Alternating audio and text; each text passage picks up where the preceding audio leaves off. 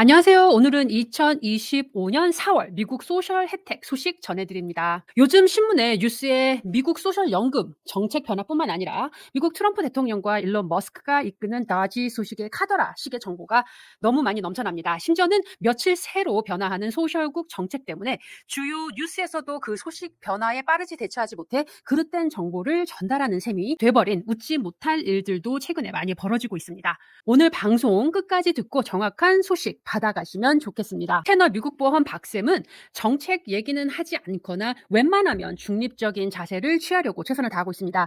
본의 아니게 연방 사회 보장국 혜택을 얘기하려면 정치 그리고 정책적 얘기를 나눠야 할 텐데요. 누구의 잘잘못에 대한 얘기는 지양하고 변화하는 혜택에 대한 소식을 전달하고 또 전달받는 소중한 채널이 되기를 희망합니다.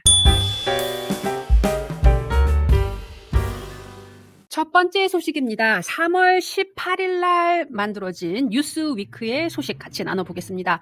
사망 오류로 인한 메디케어 연금 중단 사례입니다. 이 내용은 트럼프 대통령과 그 새 부서 다지의 사회보장 사기를 축소하고 그리고 또한 비용 절감을 위해서 화두가 된 것은 150세가 된 사람들에게 소셜 혜택을 지급하고 있다. 라는 내용을 2월에 거두가 되었습니다. 그것에 반대로 아직 살아있는데 사망으로 인해서 메디케어와 연금이 중단된 사례를 말해 보도록 합니다. 네드 존슨이라고 불리는 시애틀에 거주하시는 사람의 경우 그 반대의 경우로 수혜자가 사망 신고 오류로 인해서 혜택이 중단된 소식입니다. 조금 자세하게 알아볼게요.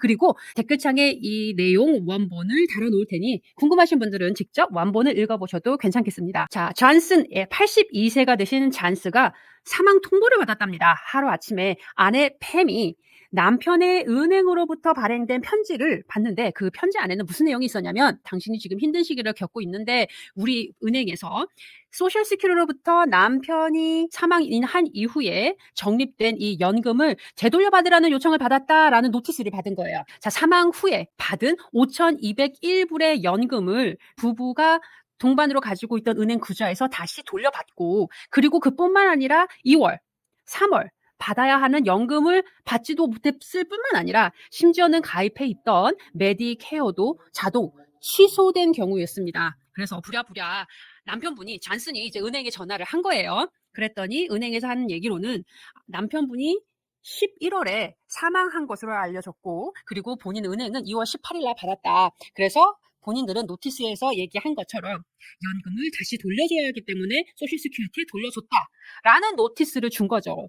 하루아침에 존슨 씨는 살아있음에도 불구하고 사망한 사람이 되어버린 겁니다. 그래서 소셜 시큐리티 오피스에 여러 번의 전화 통화를 시도한 이후에 약속을 잡은 거예요. 요즘 소셜 시큐리티에 가셔서 연금 혜택을 받거나 메디케어 신청을 하시려면 아마 많이들 알고 계실 겁니다. 2025년도 1월 이후부터 소셜 시큐리티 오피스는 직접 찾아가서 약속 없이 일을 진행할 수 없게끔 만들어졌어요. 전화로 약속을 혹은 온라인으로 약속을 만들고 그 부분에 대한 약속을 잡고 가야 일을 진행할 수 있는 거 아마 알고 계실 겁니다. 마찬가지로 존슨 씨도 소셜 시큐리티를 전화를 해서 약속을 잡았는데 약속 날짜가 3월 13일이었다고 하네요.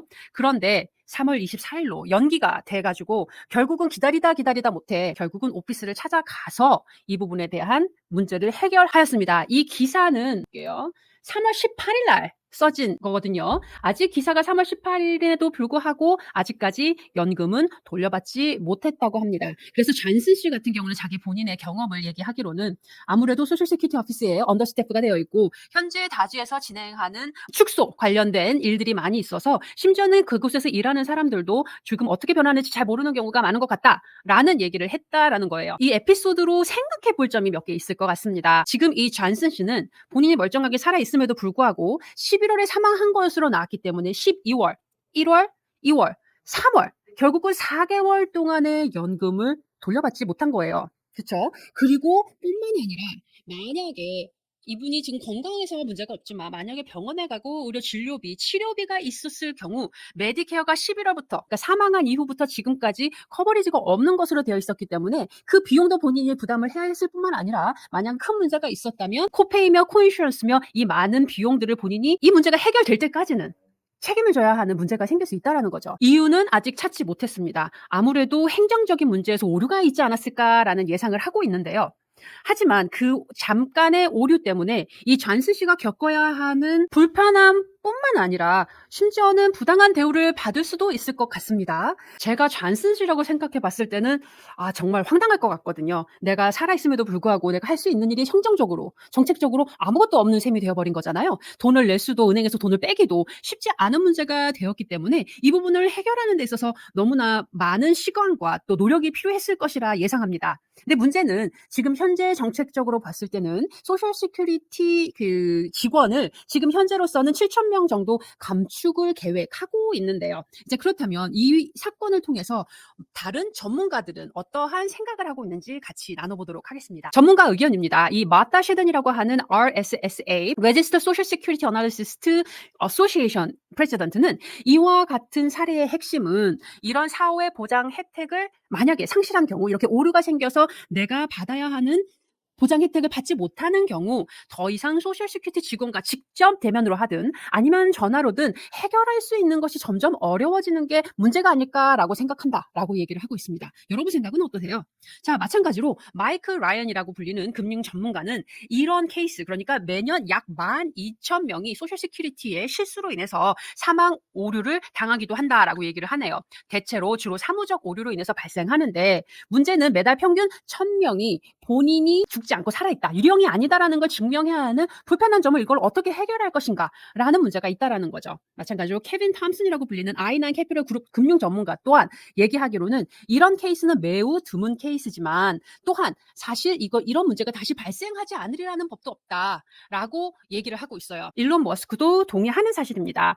에러, 그러니까 실수는 특히 빨리 이렇게 정책이 움직일수록 일어날 수도 있는 것은 사실이다라고 인정했습니다. 대부분의 연금 수령자들은 SSA, 그러니까 소셜 시큐리티의 직원이 혹은 예산이 감축된다라는 것은 사실 많이 중요하게 생각하진 않아요. 아무래도 내 연금이 줄어드느냐, 많으냐, 받느냐, 더 받느냐가 사실은 우리한테 중요한 문제로 생각이 됩니다. 하지만 지금 이 사례에서 생각해 봐야 하는 것은 내가 이런 문제 혹은 내 친구가, 내 가족이 이런 연금 혜택에 대한 문제가 생겼을 때는 이 소셜 시큐리티의 직원의 힘이 반드시 필요할 텐데 만약 지금 현재의 정책적으로는 직원을 줄이기로 되어 있습니다. 그렇다면 만약에 이런 문제가 생겼을 때 어떻게 해결을 할 것이냐, 그 계획이 있느냐가 가장 중요하게 생각할 일이에요. 우리 개개인, 우리 미국 보험 박쌤을 보고 계시는 여러분들이 할 수 있는 건 단 한 가지입니다. 이런 일이 생겼을 때 빨리 내가 처신할 수 있게 되면 아무래도 그 문제를 해결하는 데도 적은 시간이 걸릴 거예요.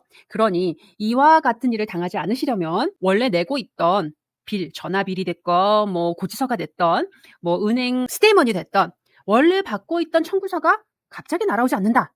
그럴 경우 그냥 넘기시지 마시고 반드시 왜 그런지 전화해서 왜 나의 비리 혹은 내 은행 구좌의 내역이 오지 않았는지 확인하시기를 추천합니다. 또한 그뿐만 아니라 존슨의 경우 몇 달치의 지금 연금을 받지 못한 케이스예요. 그렇기 때문에 기왕이면 100% 모든 비용을 연금에 의존하기보다는 어느 정도 세이빙에 내가 살아갈 수 있는 정도의 돈은 항상 마련해 두시고 문제가 생겼을 때 내가 금전적으로 보호를 받을 수 있을 만큼의 금전적 여유가 있는지, 그리고 없으시다면 그 부분을 만들 수 있도록 조금 노력하시는 게 어떨까라는 개인적인 생각이 있습니다.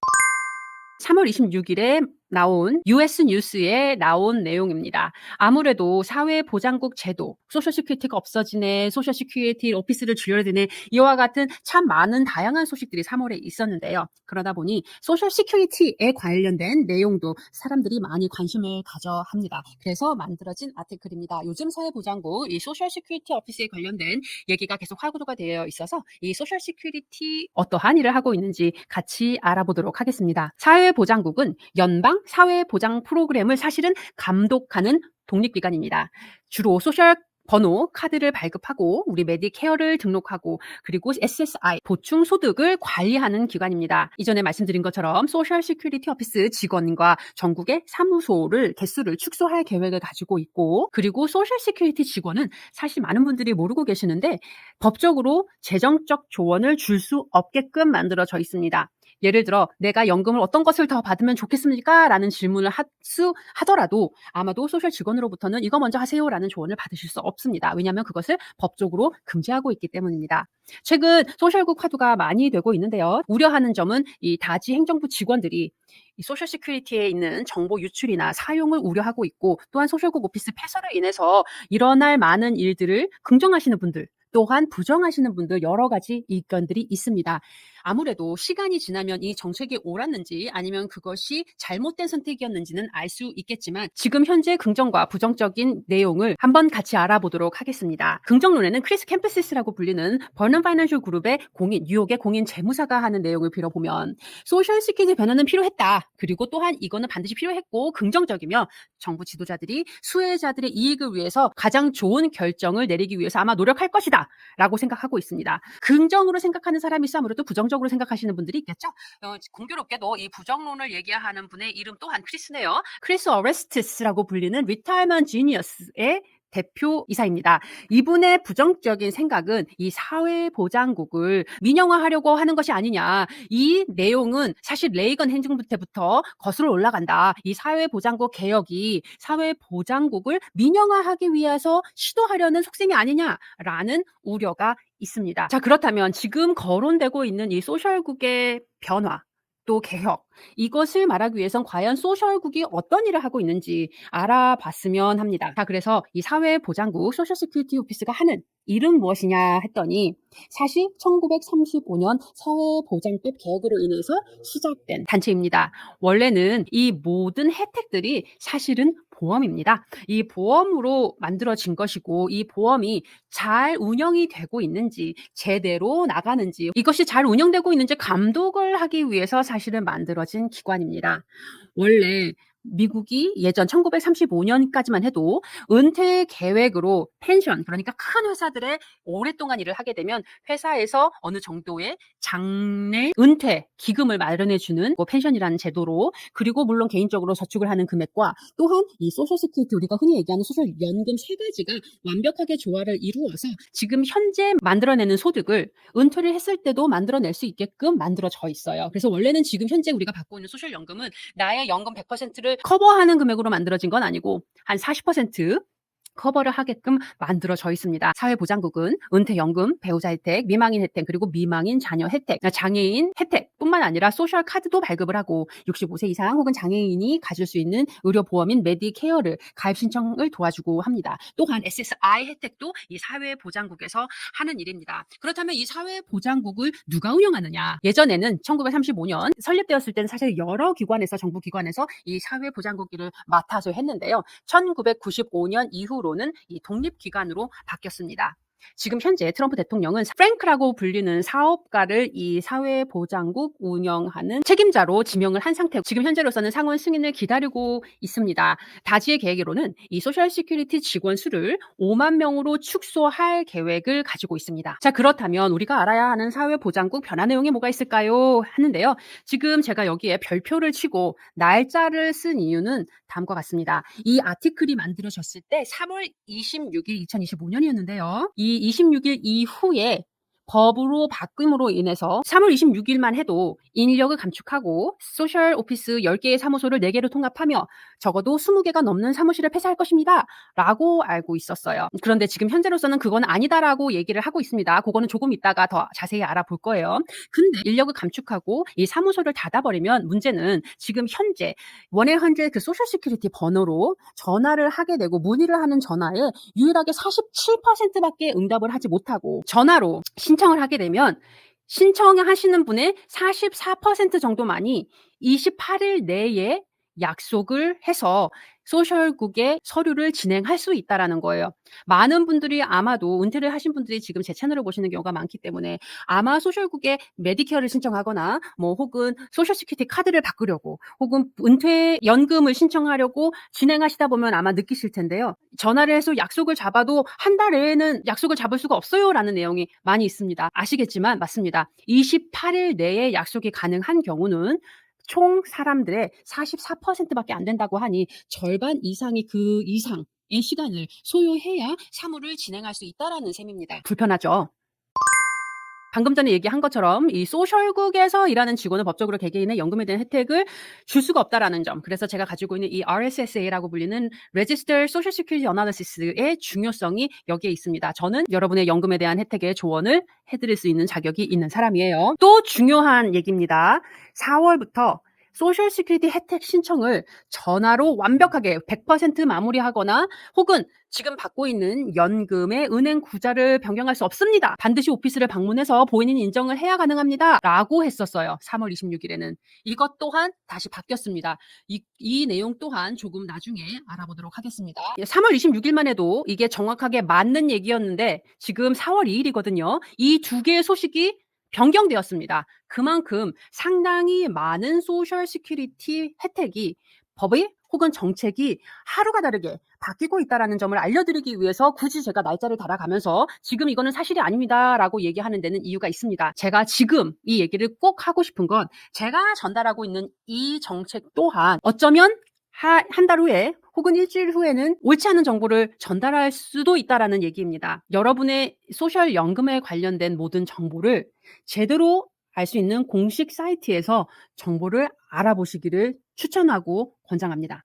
그래서 제가 지금부터 알려드리려고 하는 것은 3월 달, 한 달 동안 소셜 오피스에서 전해준 업데이트 뉴스를 간단히 알아보도록 하려고 합니다. 3월 한 달은 미국 연방사회보장국이 정말 바쁜 한 달이었습니다. 주로 1월에는 뉴스가 없었어요. 2월에는 8개가 있었습니다. 3월 한 달에만 사실 업데이트한 소식이 17가지나 있습니다. 이 부분에 대한 내용 다 할 수는 없고 제가 생각하기에 중요하다고 생각하는 얘기 나눠보도록 하겠습니다. 3월 3일 소식입니다. 소셜 시큐리티는 트럼프 행정 목표를 수행하려고 노력하고 있습니다. 그래서 Disability Determination Service, DDS라고 불리는 이 소속은 증언을 더 이상 하지 않고 오버타임도 축소해서 550밀리언을 절감할 겁니다. 또한 ITS는 이 버젯도 150밀리언 축소할 것입니다. 뿐만 아니라 소셜 오피스에서 원래 매번 나갔던 이 1099 혜택 서류뿐만 아니라 1042 서류도 온라인으로 바꿔서 3밀리언을 줄일 예정입니다. 라는 소식입니다. 더 자세하게 얼만큼의 돈을 축소하고 절감하는지는 이 소셜 시큐리티 3월 3일 노티스에 가서 보시면 될 것 같고요. 이 부분 보실 수 있는 링크 또한 댓글창에 달아놓겠습니다. 3월 4일은 제가 알려드린 것처럼 이 GPO, WEP 정책이 없어져서 해외에서 미국 연금뿐만 아니라 해외에 연금을 받고 있는 분들 혹은 정부 직원으로 연금을 축소해서 받을 분들이 더 이상 이 연금을 축소하지 않고 온전하게 다 받을 수 있다라는 얘기 알려드렸어요. 이 소식 처음 듣는 분들은 제 3월달 소셜 시큐리티에 관련된 동영상을 보시면 이 부분에 대한 내용 자세하게 알려드렸습니다.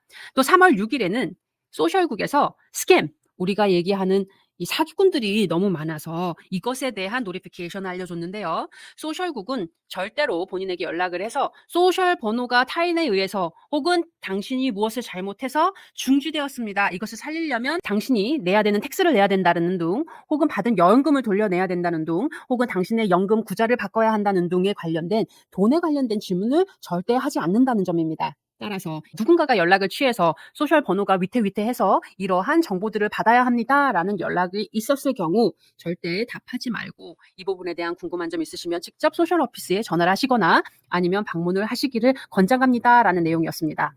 제가 여기 별표를 해놓은 건 제가 생각하기에 중요하다라는 생각이 있기 때문에 알려드리는 거예요. 3월 7일에 알려진 이 노티피케이션은 소셜 시큐리티 긴축 정책뿐만 아니라 정확한 돈의 움직임을 확인하기 위해서 변화된 법이라고 보시면 될 것 같은데요. 이 전까지만 해도 특히 67세 정년 연금을 받지 않는 나이의 분이 연금을 이미 받고 있고 그리고 현재 일을 하고 있는 경우 많이 발생하는 이 오버페이먼트, 그러니까 받아야 하는 금액보다 더 많은 연금을 받았을 경우 이전까지만 해도 10% 본인이 받는 연금의 10%만 까고 그 부분을 매달 조금씩 갚아 나가게 되어 있었습니다.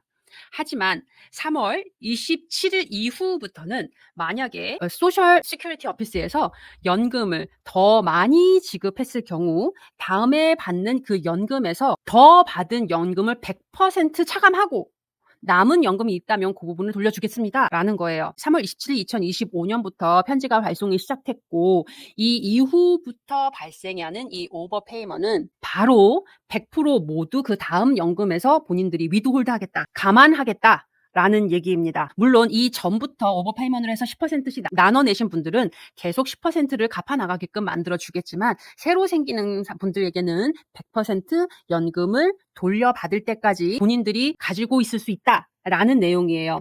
하지만 연금의 100% 모든 생활비를 유지하고 있는 분께는 아마도 이 소식은 좋지 않은 얘기입니다. 왜냐하면 당장 먹고 살아야 되는데 100%를 다 위드홀드 해버리면 내가 돈 없이 살아가야 되는 경우가 생길 수 있거든요. 그러면 방법이 없느냐? 그렇지는 않습니다. 다행히 이 전화번호로 1800-772-1213으로 전화하셔서 자 리커버리를 좀 줄여주세요라는 것을 신청할 수 있다라고 합니다. 이것을 Request a Lower Rate of Recovery라고 불리는데요.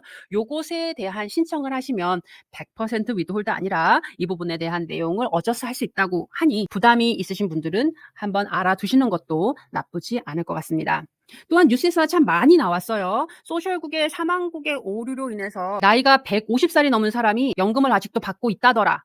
하는 내용에 대한 반박 내용을 소셜시큐리티 오피스에서 냈는데요. 그게 3월 16일 2025년도 날짜의 아티클입니다. 소셜국의 사망신고 오류는 0.33 미만으로 그렇게 자주 있는 일은 아니다. 뉴스에서 알려진 것처럼 소셜국의 사망신고 오류가 크지 않다라는 반박 문서가 났었습니다. 이것 또한 자세한 내용은 링크 달아놓은 곳으로 가시면 보실 수 있습니다. 어떤 이 소셜시큐리티 연금 혹은 은행 변화를 신청을 하면 전화로 그 전에는 온전히 다 했었는데 3월 18일 일부터 3월 31일까지 반드시 오피스를 방문해서 본인의 신분을 해야 됩니다라는 기사가 3월 18일에는 났었는데 3월 26일 결국은 일주일 만에 이 정책을 다시 바꿨습니다. 우리가 걱정했던 것처럼 아무래도 사람도 줄여야 되고 지금 정책적으로 금액도 줄여야 하는데 일이 너무 많아진 거죠. 그래서 다시 법이 바뀌었습니다. 정책이 바뀌었어요. 4월 14일 그러니까 한 2주 후부터 SSDI나 메디케어 혹은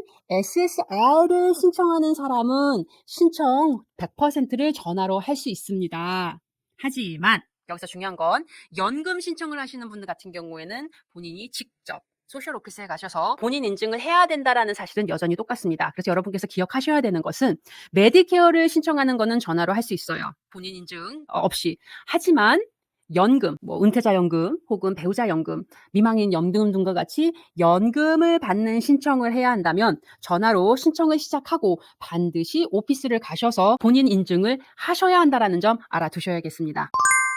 또한 이뿐만 아니라 앞서 말씀드린 것처럼 소셜 오피스가 문을 닫습니다라는 소식이 있었어요. 하지만 3월 27일 노티스에 보면 소셜 오피스에서 얘기하기로는 최근 소셜 오피스의 로컬 소셜 오피스 문을 닫는다는 소식은 거짓입니다. 오직 하나의 오피스만 폐장을 했는데 뉴욕에 있는 와이플레인즈에 있는 로케이션은 닫았지만 나머지 소셜 오피스는 제대로 다 운영하고 있습니다라는 내용입니다. 자, 이 많은 소식을 보시다시피 17개 다 전해드리지 못했어요. 상당히 중요한 내용들이 참 많이 변했습니다. 그래서 제가 여러분께 꼭 알려드리고 싶은 건 요즘 정보가 너무 넘쳐나고 특히 연방사회보장국 제도 이렇게 많이 하루하루가 다르게 변하던 시기가 사실은 없었습니다. 따라서 카더라가 아닌 정확한 정보가 중요한 시기라고 생각됩니다. 그러니 반드시 공식 사이트에서 이 정보를 보고 공유하시기를 희망합니다. 앞서 말씀드린 것처럼 제 이 채널도 지금 현재는 정확하다라는 정보를 전달하고는 있기는 하나 2주 후에 몇 달 후에는 이 정보가 옳지 않을 수도 있어요. 그러니 반드시 공식 사이트에서 최근 업데이트한 정보를 서로 공유하고 알아보시기를 희망합니다. 그래서 제가 지금 알려드리는 이 내용들이 굉장히 중요하리라 생각됩니다. 이 몇 가지 중요한 정보를 공유하도록 할게요. 메인 정보는 이 소셜 시큐리티 메인 웹사이트입니다.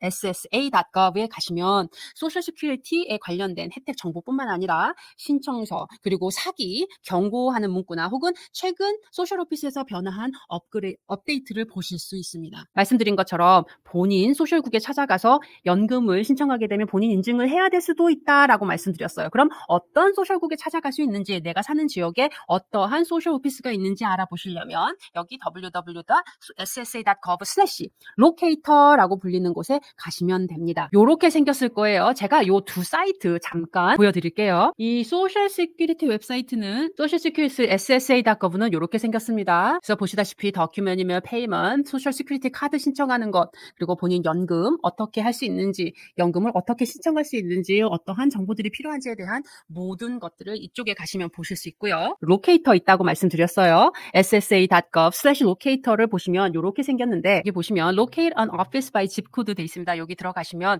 이렇게 생겼어요. 그래서 본인 A5282 예를 들어서 제가 지금 로케이션이 있는데 보면 근처에 갈 수 있는 소셜 오피스가 있고 언제 문을 열고 언제 문을 닫는지, 그리고 그 기관의 전화번호까지 알 수 있게끔 만들어진 사이트입니다. 도움이 되시겠죠? 또 다른 중요한 것은 긴급 업데이트. 그래서 이 www.ssa.gov agency/emergency라고 되어 있는데, 예를 들어 방금 전에 말씀드린 이 사무실을 폐쇄한다더라, 서비스 지원을 안 한다더라, 이런 소식이 있으면 정말로 그런지 확인해 보셔야 될 것 같아요. 그래서 그러한 이런 최근 사무실 폐쇄나 혹은 서비스 지원이 끊기거나 중단된 경우 이 부분에 대한 내용을 어디서 볼 수 있냐면 이 방금 말씀드린 긴급 업데이트 웹사이트를 통해서 알아보실 수 있습니다. 이것도 어떻게 생겼는지 같이 보겠습니다. 그 웹사이트는 이렇게 생겼습니다. 여기 보면 혹시 문을 닫거나 인퍼슨 서비스가 딜레이 돼서 되는 경우가 어떤 로케이션이 있을까라는 거고, 이렇게 빨간 줄이 있는 게 지금 문제가 있는 로케이션이에요. 알라바마, 알래스카 보니까 별로 문제가 없는 것 같고, 이렇게 쭉 내려가다 보면 루이지애나 같은 경우는 이 로케이션에 문제가 있습니다라고 최근 업데이트가 되어 있고, 미조리도 또 뉴저지도 뉴욕, 노스데코다 이런 식으로 최근 업데이트되는 소식을 바로바로 알아볼 수 있으니 이 부분에 대한 내용 알아보시고 전화를 하시거나 아니면 방문을 하시는 게 어떨까라는 생각이 듭니다. 자, 또 별표 나왔습니다. 이 얘기는 제가 생각하기에 가장 중요한 공유일 것 같아요. 제가 오늘 주제로 말씀드린 이 모든 소셜 시큐리티 업데이트 최근 자료는 여기에 있습니다. www.ssa.gov/news/press/ 릴리스라고 되어 있는데, 이것은 매일매일 업데이트가 되어 있기 때문에 요즘과 같은 경우는 정기적으로 확인이 필요해 보입니다. 매일 업데이트가 되어 있고 이 정책에 대한 변화, 그리고 그것에 따른 공식 대응이 어떤 건지 알아보실 수 있으리라 생각합니다. 이 만약에 가장 중요한 것은 제가 생각하기에 여기에 있는 이 링크가 아닐까라는 개인적인 생각이 있습니다. 네, 오늘 내용을 보신 것과 같이 이 정책적으로 혹은 정치적으로 매우 긴박하게 흘러가고 있습니다. 오늘 전달한 이 내용조차도 차후 몇 주 후에는 정보를 잘못 전달하고 있게 될는지도 모르겠어요. 그렇기 때문에 알려드린 이 공식 사이트에 직접 방문하셔서 최근 소식을 바로바로 알아보시기를 권장합니다. 어느 때보다도 넘쳐나는 정보의 홍수 속에서 정확한 정보를 찾기란 사실 쉽지는 않아 보입니다. 따라서 저도 항상 바른 정보를 전달할 수 있도록 최선을 다하겠습니다.